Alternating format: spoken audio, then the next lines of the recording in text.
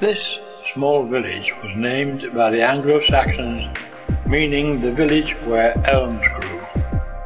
But North Elmham is more than just the village where elms grew, for in the 10th century this was the home of the episcopal throne of the Bishop of Elmham until it was moved to Thetford in 1075. Today North Elmham is left with just a small reminder of its past as an important religious headquarters. The ruins known as North Elmham Cathedral.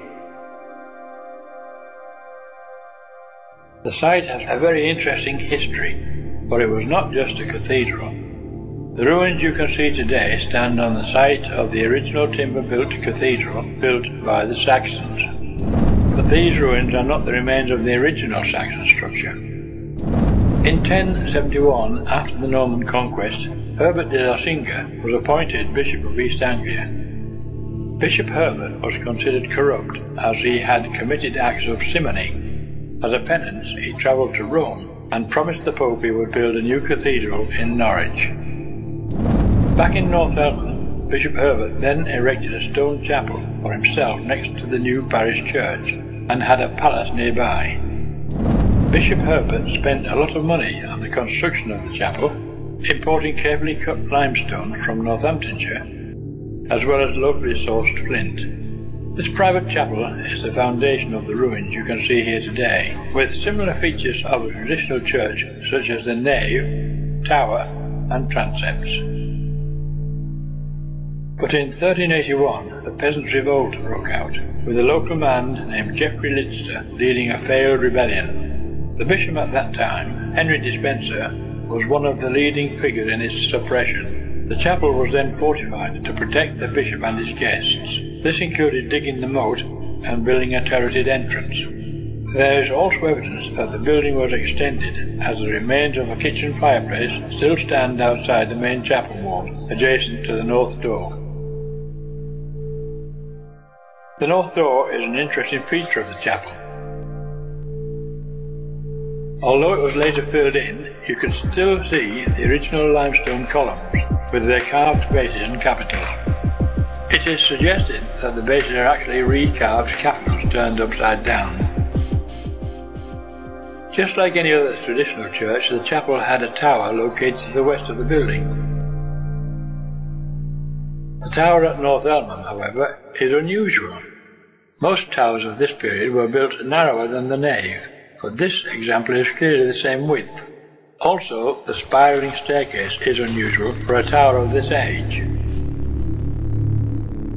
The stairs which lead into the remains of the tower today are relatively modern. The tower once contained bells and is said to have housed a chapel on the upper floor. Another unusual feature of the North Elmham Chapel is the fact that it had two more towers located next to the transepts, not normally found on English churches. It is thought that they were influenced by the large churches found elsewhere in Northern Europe. This distinctive rounded platform, protruding from the east end of the building, was known as the apse. Each side of the apse were the transepts, which were unusually open with no cross walls like in other churches. The main area in the centre of the building was the nave. Today it is hardly recognisable, as it is now crossed by dividing walls, which are the result of the final development of the chapel. In the late 14th century the chapel was redeveloped and became Henry Despenser's manor house. The nave was divided into smaller sections as part of the basement, forming the intrusive dividing walls you can see today, which create many confusing doorways and dead ends.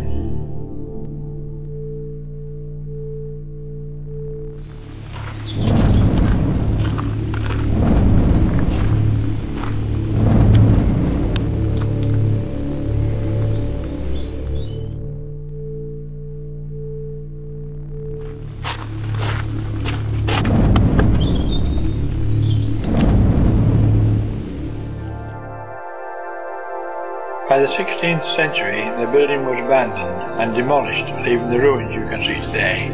As usual, the rubble was used for building materials elsewhere in the locality. Like many other historic buildings, there is also a legend involving a secret tunnel. The underground passageway, which is said to have existed here, ran from underneath the altar of the parish church. However, no evidence of this tunnel exists. Today, North Elmham ruins are in the care of English Heritage and North Elmham Parish Council. Located just off the B1110 Guy's to Dereham Road, it hides behind a stone wall fronted by a small parking area next to the current parish church. There is no longer an entrance fee, and you can visit the site during the hours of daylight before 8 PM. It's down to you to explore these fascinating ruins. Thanks for watching.